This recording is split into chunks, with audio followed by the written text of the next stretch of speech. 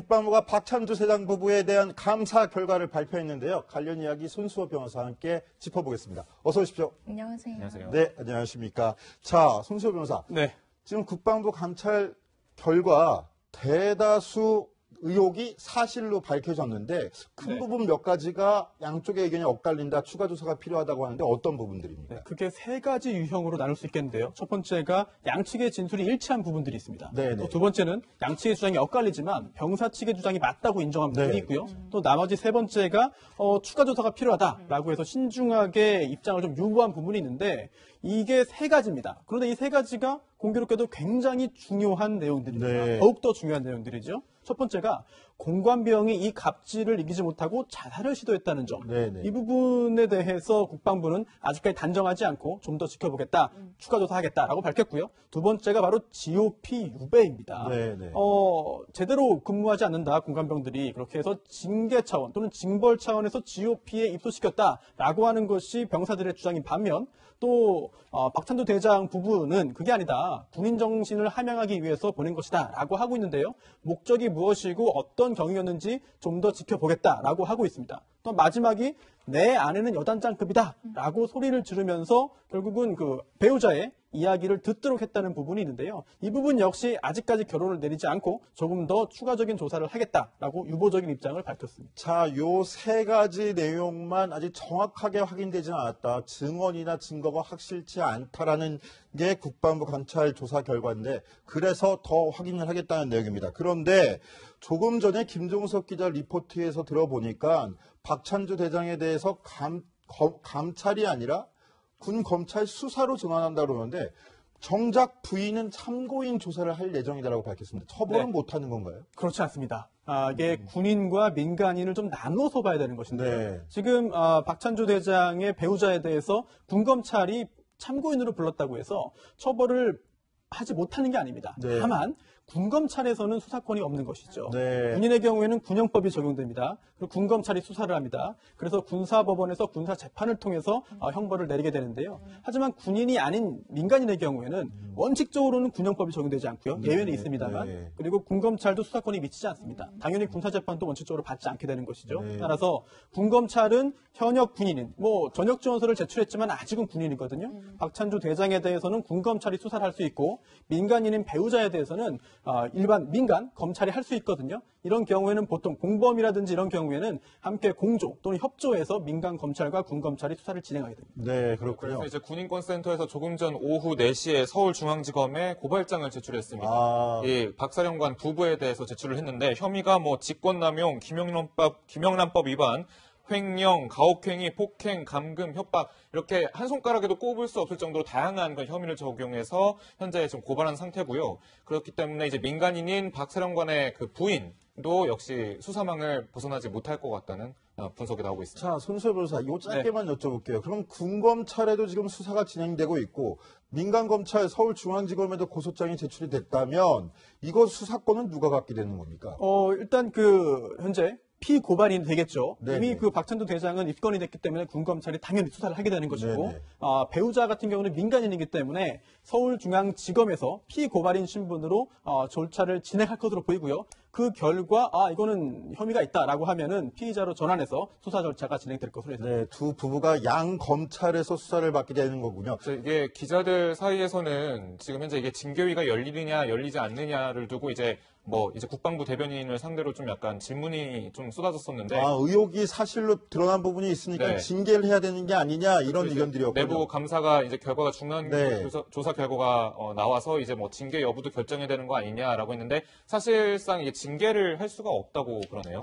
왜 그렇죠? 네, 왜냐하면 이제 중장급 이상은 이제 보직 해임을 하면 반드시 전역을 하게끔 원칙이 되어 있기 때문에 그러니까 보직 해임도 못 시킨다. 예, 그럼 대장일 경우에 지금 대장이지 않습니까? 네네, 계급이 그러니까 별이 4개인데 일단 지금 징계를 주면은 전역을 해야 되는 상황이고 전역을 하면은 이 수사에 대해서 초동 조치가 불가능해지기 때문에 당분간 이 군복을 입은 상태로 조사를 받게 해야 된다라는 게 국방부의 의견이었고요. 또 하나는 이제 징계위를 구성해야 되는데 사실상 대장이니까 거의 군 내에서 가장 높은 계급입니다. 네. 그러니까 징계위를 참석할 선임이 3명이 안 된다고 그래요. 3명 이상이 있어야 되는데. 예, 우리나라에 있는 군 총 계급 중에 서열 3위라고 합니다. 자, 그런데 네. 별 4개가, 별 4, 대장이 제가 따져보니까 군에 8명이 있어요.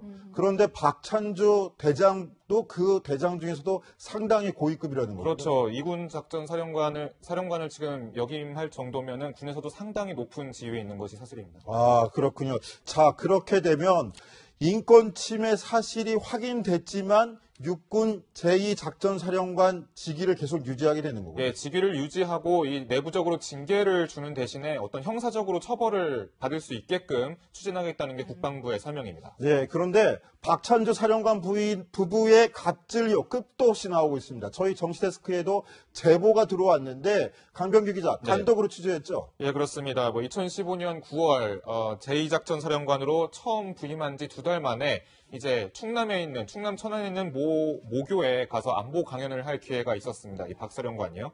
그런데 이제 대구에 있는 사령부를 떠나서 천안으로 이동을 해야 되는데 이 과정에서 군용 헬기를 자기 모교를 방문하는데 군 헬기를 이용했다라는 사실은 이제 공무가 아니라고 보이는데 공적인 업무를 할 수 있는 지역이 아닌데도 헬기를 이용한 것에 대해서 왜 이용했느냐 이런 얘기도 많이 나오고 있고 더 문제는 이제 헬기가 착륙을 하면은 이제 땅에 먼지가 이렇게 올라오지 않습니까? 그렇죠. 먼지가 많이 나오고. 헬기장이 아니니까 또. 헬기장이 아니니까 사실 운동장에다가 이제 착륙을 시도했는데 이 먼지가 올라오니까 이 먼지를 좀 가라앉히기 위해서 화학부대에서 쓰는 사수차까지 동원, 그러니까 화학대의 그 인원들을 동원을 해서 이 먼지를 가라앉히게 했다는 겁니다. 사실상 이게 뭐 공적인 업무도 아니고 훈련으로 보이는 상황도 아닌데 어떻게 이 헬기를 이용하고 또 화학대에 있는 사수차까지 이용할 수 있느냐, 이거 갑질이 아니냐라는 그런 의혹이 군 내부 한 제보자로부터 나왔습니다. 자, 이걸 정리하자면 박찬주 대장이 2015년 11월에 군 헬기를 타고 모교를 찾았고 방문했고 그런데 모교 운동장에다가 직접 군 헬기를 예. 착륙을 시켰고 예. 그 착륙시키는 과정에 흑먼지가 날까봐 인근의 화학부대까지 동원해서 거기를 살수 작업을 했다는 거군요. 예, 그렇습니다. 이건 너무 군을 너무 개인 사적으로 이용했다는 그렇죠. 의혹 아닌가요? 그러니까 이게 논란이 될 만한 게 참모들까지도 만류를 했다는 거예요. 당시에. 참모들이 만류를 했다. 그런데 그 참모들의 만류에도 강행을 했다는 건데요. 그러니까 이게 문제의식이 없을 수가 없는 게요. 예전에 군인들 이런 헬기를 사적으로 이용하는 것에 대해서 상당히 구설이 많았었습니다. 그 육군 참모총장 출신인 이진삼 의원 같은 경우에는 당시에 그 본인의 지역구 행사에 이 헬기를 사용해서 상당히 논란이 됐었습니다. 퇴위한 신분으로 네. 현역 군 헬기를 이용했다. 그렇죠. 뭐 육군 참모총장 출신이긴 했지만요. 지역구 일정 전혀 급한 훈련도 아니었는데 헬기를 사적으로 이용해서 논란이 됐었고요. 2012년도에는 그 이순진 중장 신임 수도 군단장으로 부임한 뒤에 이제 차로 한 40분 정도밖에 안 걸리는 경기도청에 인사를 하러 가는데 헬기를 타고 가서 또 논란이 됐었습니다. 실제로 이런 헬기를 사용하는 문제들이 군인들 사이에서는 충분히 구설에 오를 수 있고 그 논란이 될 수 있어서 참모들이 만류한 것일 텐데 이건 그 박찬주 대장이 강행한 것이라고밖에 볼 수 없다는 그런 증언들이 있습니다. 자, 근데 이거는 어디까지나 저희가 제보를 받고 의혹인데, 자, 강병규 기자, 네. 그러면은 의혹의 대상이었던 박찬주 대장 측 해명도 들어봤어야 될 것 같은데, 들어봤습니까? 네, 오늘 통화했습니다. 네. 정확히는 박찬주 사령관의 그 대변인 역할을 하는 측근으로부터 이제 저희가 해명을 받았는데 참모에게서 들었군요. 예, 참모에게 들었습니다. 이 참모는 일단은 뭐 알려진 바와 달리 직접 사령관이 이 헬기를 쓰자고 강행을 한 것이 아니라 내가 추진한 일이다.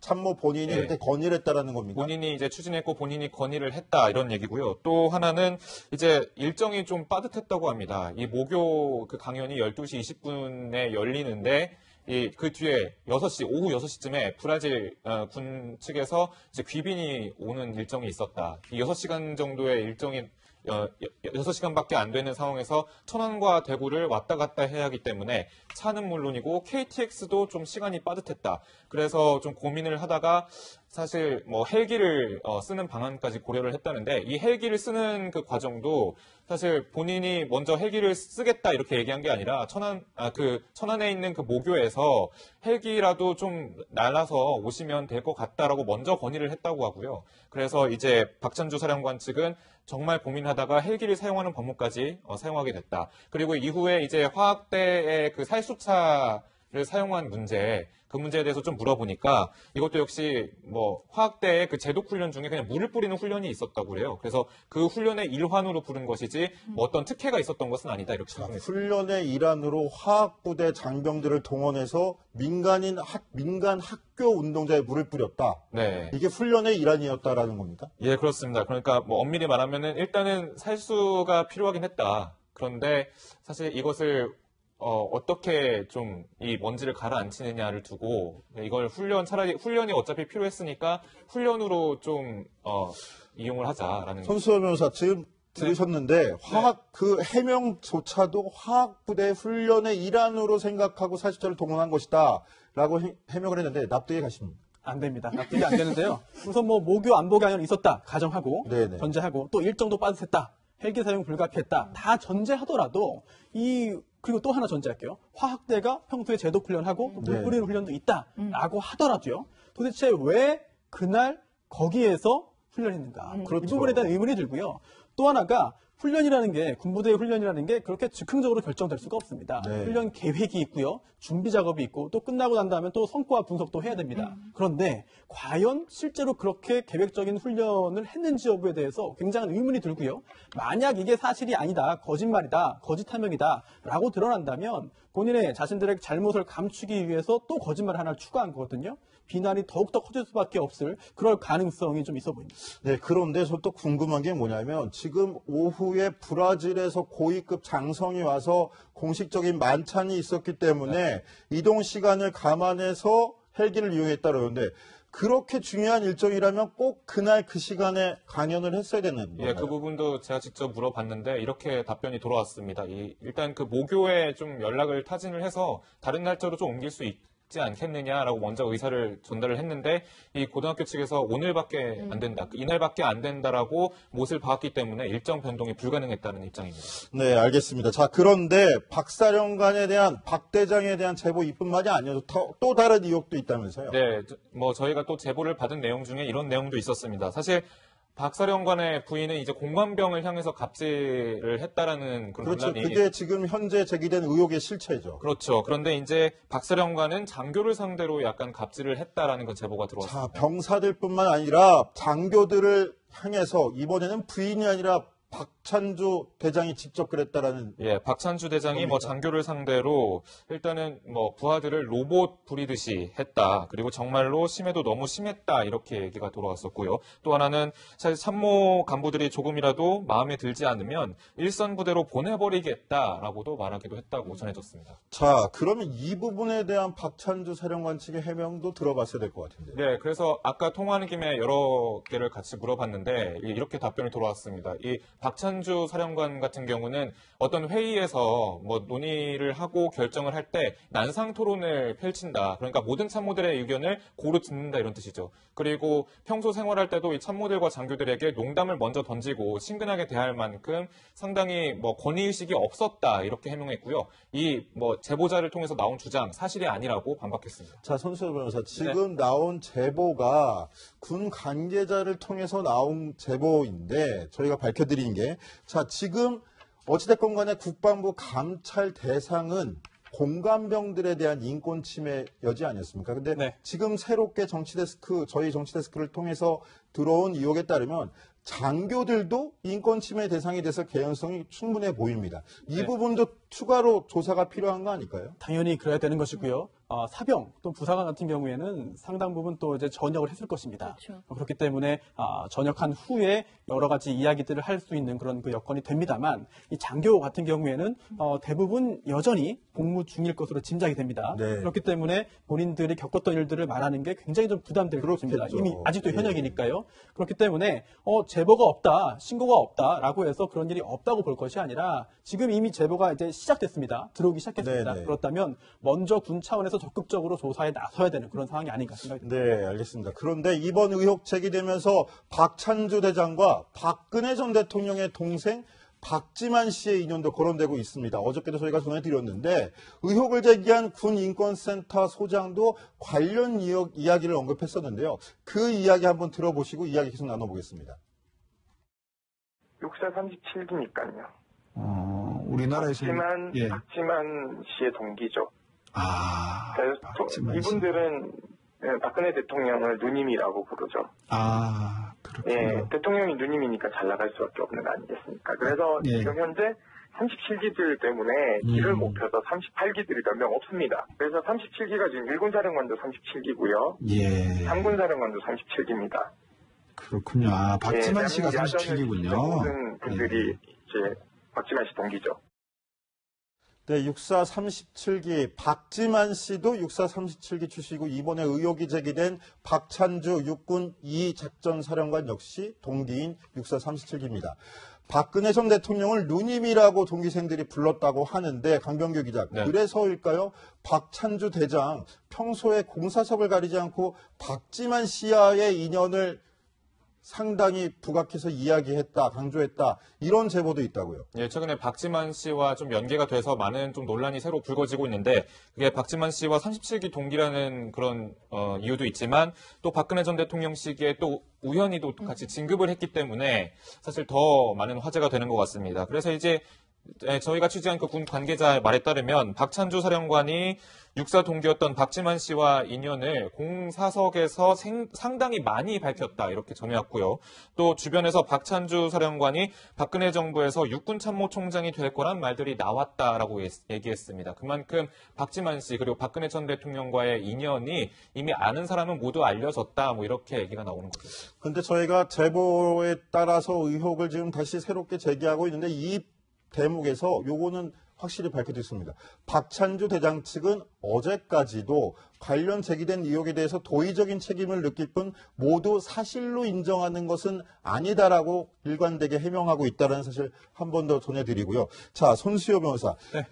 박찬주 대장이 2015년 9월 달에 중장에서 대장 별 4수로 승진합니다. 승진시킨 인사가 바로 박근혜 대통령이었습니다. 당시에 박근혜 대통령과 친한 사이다, 그 동생하고 친하다, 이런 거는 군대에서 어떤 의미로 받아들여질까요? 일단 박찬주 대장이 진급을 할 때 뭔가 부당한 방법을 썼거나 또는 이상한 뭐 힘을 빌었다라고 현재 단정할 근거는 전혀 그거는 없습니다. 전혀 아니죠. 네, 그렇게 전혀 얘기해서도 없는데, 안 되고요. 그렇습니다. 전혀 없는데, 하지만 이제 본인이 그런 이야기를 이제 하고 다녔다, 뭐 친분을 과시했다라고 한다면은 그거는 좀 깔끔치 않은 부분도 있는 것 같습니다. 네. 특히나 이제 하급 장교는 모르겠습니다만 그 고위 간부인 경우에는 대통령이 이제 직접적으로 인사에 참여를 하고 인사 권자가 됩니다. 네. 그러다 보니까 굉장히 군의 잘못된 관행이고 악습입니다만 누구와의 인연을 강조하고 누구와의 관계를 드러내면서 결국은 진급에 활용하려는 시도가 그동안 있어 왔습니다. 뭐 누구인지를 정확히 특정하기는 어렵지만 그런 분위기가 있었던 것이죠. 네네. 그러다 보니까 이번에도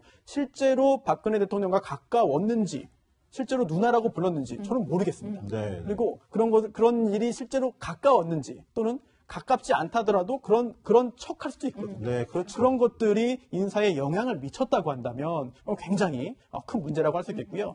이번 일을 계기로 해서 앞으로 누구와의 인연을 드러내면서 진급을 이제 하기 위해 시도하는, 경쟁자를 누르기 위해 시도하는 이런 거는 좀 없어져야 될 것 같습니다. 자, 저도 국방부를 출입했기 때문에 잘 알지만 육사 37기 동기생들 중에 정말로 박지만 씨하고 가까웠던 인사 몇 사람들은 대장 진급 못하고 탈락하기도 했었습니다. 이런 의혹들이 전부 다 사실은 아닐 것인데 이런 의혹들이 제기되기 때문에 저희가 말씀을 드리고요. 다시 원사건으로 다시 돌아가서 말씀드리면 조금 전에 저희 방송 시작하기 직전에 이 문제의 의혹들을 처음 제기했던 공관병이 언론 카메라 앞에 섰습니다. 그쵸. 이현수 기자 설명 좀 해주시죠. 네, 공관병 출신, 이제 전역을 했고, 그 제보자인데요. 제보자가 처음에 이제 군 인권센터에 이런 제보를 한 뒤에 박찬주 대장 부부의 반응에 대해서 상당히 좀 화가 많이 났었다고 합니다. 우선 사실이 아니다라고 해명을 했었고요. 지금 화면에 나오는 모습인데요. 지금 언론 카메라 앞에 모습을 드러냈습니다. 모자이크는 쳐 있지만 상당한 용기를 내고 저 자리에 섰을 텐데 박찬주 대장 부부의 반응, 특히 뭐 전자팔찌는 한 번만 채웠었고 그리고 아들처럼 대했었는데 라는 부분, 이런 좀 변명들에 대해서 상당히 화가 났고 그래서 육성으로 직접 인터뷰하기에 이르렀습니다. 이 제보자의 인터뷰 내용을 살펴보면 좀 구구절절합니다. 하루 종일 손 하나 까딱 안 하고 자기 마음에 안 들면 인격 모독적인 말을 했다. 그러니까 지금까지 알려진 내용과 크게 대동소이하긴 한데요. 그리고 그 다음에 박사령관 부인이 항상 냉장고 검사를 했다면서 기분이 안 좋으면 냉장고를 열어서 트집을 잡았다는 겁니다. 그런데 냉장고가 평소에 이제 보통 집에 있는 1개, 2개가 아니라요. 냉장고가 8개, 9개가 있었다고 합니다. 그러니까 과일 선물이나 이런 것들이 워낙 많이 들어오니까 냉장고에 저장을 해놓는데 그 과일 순환이나 음식 순환을 제대로 하지 못하고 썩히거나 하면 그 공관병들에게 엄청나게 화를 내고 그 트집을 잡았다라는 제보를 하면서 좀 스트레스가 많았고 그 인격 모독적인 반응에 대해서 뭔가 어디 이야기할 때도 없고 엄청 힘들었다, 스트레스가 많았다라고 증언을 했습니다. 자, 강병규 기자, 네. 조금 전에 국방부가 밝힌 감찰 조사 결과에서도 박찬주 대장 부인이 병사의 얼굴에 전을 던지면서 화를 내고 칼을 도마에 세게 내려치기도 하는 등 강압적인 행동을 보였다는 겁니다. 이런 사실을 당한 공관병이 너무 스트레스를 받아가지고 쓰러진 적도 있었다라고 진술을 했다면서요. 일단 지금 음성을 보여드릴 수 없지만 이렇게 똑같이 얘기했습니다. 갑자기 뒷골이 너무 아파서 쓰러졌다. 그만큼 스트레스가 상당했다는 건데요. 어떤 얘기냐면 아들이 이제 왔을 때 아들이 일어나면 뭐 전을 좀 챙겨줘라, 밥 챙겨줘라 했는데 이걸 제대로 못 챙겨줬다면서 엄청 소리를 지르고 그렇기 때문에 심지어 이게 되게 분노 조절 장애로 느껴졌을 정도로 상당히 많이 화를 내고 상당히 트집을 잡았다고 합니다. 또 한편으로는 뭐 방금 이제 홍성규 데스크도 말했지만 뭐 정말 칼도 탕탕 치면서 화를 내는 것도 본 적 있고 물건을 직접 집어던져서 심지어 내가 맞은 적도 있었다라고 증언을 하기도 했습니다. 이만큼 피해 사례가 엄청 많은 걸로 드러나고 있어요. 군에서 별넷 대장이면 어떤 지위입니까? 더더군다나 그 부인도 엄청나게 또 지위가 높게 그렇죠. 뭐 의전을 받는데 이현수 기자, 이거 항의할 수나 있었겠습니까? 그렇죠. 그런 질문도 있었습니다. 왜 항의할 생각을 못했느냐, 신고할 생각을 못했느냐라고 했는데 그 육군 내에서 별넷 그 대장의 지위라는 것 자체가 이렇게 이야기를 했습니다. 육군에서 가장 높은 직급이다 보니까 신고도 못했다 하면서 대통령한테 얘기하지 않는 이상 더 높은 사람이 없으니까 얼마나 절망적이었을지 좀 생각이 되는 발언인데요. 특히 그 공간이라는 부분이 대장 부부의 사적인 공간이기 때문에 문이 닫히면 사실상 외부와 단절이 됩니다. 그리고 휴대폰이나 이런 것도 가지고 있을 수 없기 때문에 증거를 남기거나 또는 이런 증거 사진을 뭐 외부에 넘길 수도 없는 그런 상황이었기 때문에 이렇게 전역을 한 후에 뭔가 공식적으로 문제 제기를 하고 싶었는데 계속 루트를 못 찾아서 헤매다가 이번에 이렇게 이슈화가 됐다라고 설명을 했습니다. 자, 저 말 굉장히 인상적이네요. 대통령이 오지 않고서야 이걸 어떻게 해결할 수 있겠습니까? 조금 전에 강병기 기자가 초반에 설명드렸지만 지금 징계할 수도 없을 만큼 높은 직이라는 겁니다. 자, 손수호 변호사, 네. 지금 군검찰, 민간검찰 둘 다 수사를 들어갈 것 같은데 그러면 박찬주 대장의 부인, 저 갑질 논란, 처벌은 어떻게 할 수 있습니까? 굉장히 여러 가지 범죄에 해당될 수가 있습니다. 네. 일단 협박이 가능한데요. 네. 제대로 일을 하지 않으면 영창 보내겠다라고 하면 협박죄가 될 수 있겠고요. 또 강요죄도 가능합니다. 네. 강요라는 게 폭행 또는 협박으로 법률상 의무 없는 일을 하도록 했을 경우에 성립하는 범죄인데요. 네. 그럼 강요죄도 성립이 가능하겠고요. 기타 검찰에서 조사를 하면은 여러 가지 사안들이 드러날 텐데요. 민간인이기 때문에 처벌하지 못하는 게 아닙니다. 당연히 그 군 형법이 아닌 일반 형법 적용돼서 처벌이 가능한 사안이기 때문에 그 부분을 다 밝혀내야 되겠습니다. 네, 알겠습니다. 자, 이현수 기자. 그런데 이 박찬주 대장 부부의 갑질 논란, 국내에서는 터질 게 터졌다. 그렇죠. 이런 소리도 나온다는데 이건 또 무슨 소리입니까? 그러니까 작년에 한민국 국방장관이 직접 이런 부인과 관련된 구설이 있으니 좀 주의를 하라라고 이렇게 경고를 했다고 합니다. 사실 장관에게까지 이런 이야기가 들어갔다라는 건 사실상 군내에 눈이 몇 개고 귀가 몇 개인데 이런 이야기가 엄청 돌았다는 이야기겠죠. 그리고 주변에서 경고도 많이 했다는 이야기인데 이런 경고까지 다 무시하는 바람에 사실 이렇게 골문 게 터졌다라는 반응이 실제로 나옵니다. 그리고 이런 고위 장교들의 문제가 과거 청문회에서도 한번 언급된 적이 있었습니다. 당시 영상 한번 보시죠. 꼭 하나 물어보고 싶은 게 있어요.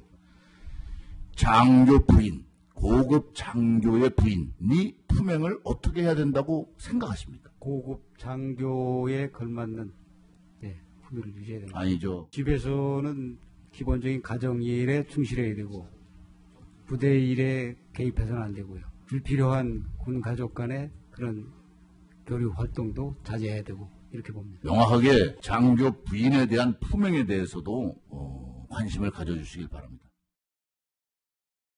네, 당시에 최윤희 해군 참모총장 또 합참의장 부인 문제를 지금 국회에서 거론했던 건데 지금 장교들 사이에 서열이 더 문제화되고 있다라는 네. 소리도 있어요. 예, 그렇습니다. 뭐 심지어 이제 군 내부에서는 어떤 얘기까지 나오냐면 부인이 노력해서 남편을 계급을 끌어올리면 그게 이제 부인의 계급이다. 자신은 이제 별로 착각하는 경우도 있다라는 얘기도 나오고 있고 또 남편 승진 역할이 클수록 사실 부인의 그런 갑질 상당히 크다라는 그런 제보와 그런 내부 고발이 좀 계속 나오고 있습니다. 실제로 군 생활하다 보면 관사에 다 같이 간부들 살잖아요, 숙소에. 보면 맨 위층부터 아래층까지 뭐 중사, 결혼한 신혼 중사부터 뭐 부대장까지 이렇게 살고 있는 경우가 있는데 이 내에서도 상당히 그 사모님들 사이에서 신경전이 좀 치열하고 이 서열화가 좀 돼 있다라는 그런 내부의 그런 분위기도 상당히 많이 나오고 있거든요. 이런 분위기를 만들어서 영화 장면으로 보여준 한 영화가 있는데요. 영화 속 인물들의 대화 한번 들어보시면 잘 이해가 되실 것 같습니다. 함께 보시죠. 영철이 엄마, 우리 집 와서 김치 좀 담가줄래요? 예? 김치요? 배추는 사놨는데 담기가 귀찮네. 내가 늙나? 김치 하나 담그는데 온 관사가 수선을 떨어. 귀찮은가 봐. 내가 담을게요. 아니에요. 젓갈을 뭘 쓸까 그거 생각하느라고요. 백김치도 담을까요? 하는 김에. 자, 계급에 얽혀있는 남편의 직업 때문에 부인들까지 저렇게 서열화가 되고 있다라는 문제를 지적하는 영화였는데요. 손 변호사님. 네. 저건 영화긴 하지만 현실에서 저런 일이 벌어졌다. 민간인들 사이인데 부인들이 민간이지 않습니까? 네. 하기 싫은 일은 남편 계급이 높다고 강요했을 경우에 이거 또 형사처벌이 가능한가요? 물론 가능합니다. 좀 전에 말씀드린 그 강요죄라는 게 형법에 있는 거고요. 네. 따라서 모든 사람에게 적용이 됩니다. 네. 그렇기 때문에 저 정도 영화에 나온 저 정도라면은 폭행도 아니고 협박이라고 보기 어려운 측면도 있겠습니다만 그게 아니라 좀 더 구체적인 폭행과 협박이 있었다고 한다면 법률상 의무 없는 일을 시켰다라고 한다면 강요죄가 되겠고요. 그리고 또 뭔가 금전이나 재산상의 이익을 받았다고 한다면은 그게 어떤 자격으로 받은 것이냐. 혹시라도 공무원인, 즉 군인인 남편과 함께 받은 것으로 인정이 된다면 그거 역시 이제 뇌물수수 등으로 처벌받을 가능성도 생기는 것이고요. 네. 그리고 또 이렇게 배우자들 사이에 이런 걸 넘어서 아까 이야기하다가 조금 미진한 부분이 있었는데 이 병사들에게 했던 부분도 형사처벌 가능성이 매우 높은데 아까 강요와 협박 말씀드렸잖아요. 네네. 폭행 가능성도 있습니다. 왜냐하면 전을 제대로 준비 안 했다고 얼굴에 그렇죠. 집어넣었다. 네네. 폭행이라는 게 신체와 신체가 접촉되어야만 되는 것이 아니고요. 네. 전을 집어 던진 것도 폭행죄 성립 가능성이 있습니다. 또 하나 더 무거운 게 감금죄인데요. 네. 식물, 좀 화분 관리를 못했다고 베란다에 그렇죠. 가둬놓고 못 나오게 했다. 네. 이것도 감금죄 성립 가능성이 있거든요. 검찰에서 정말 체계적으로 하나하나 다 뜯어봐야 될 것 같습니다. 네, 우리 안보를 책임지는 군 내부에서 벌어지고 있는 이 답답한 갑질 논란 지적해봤습니다.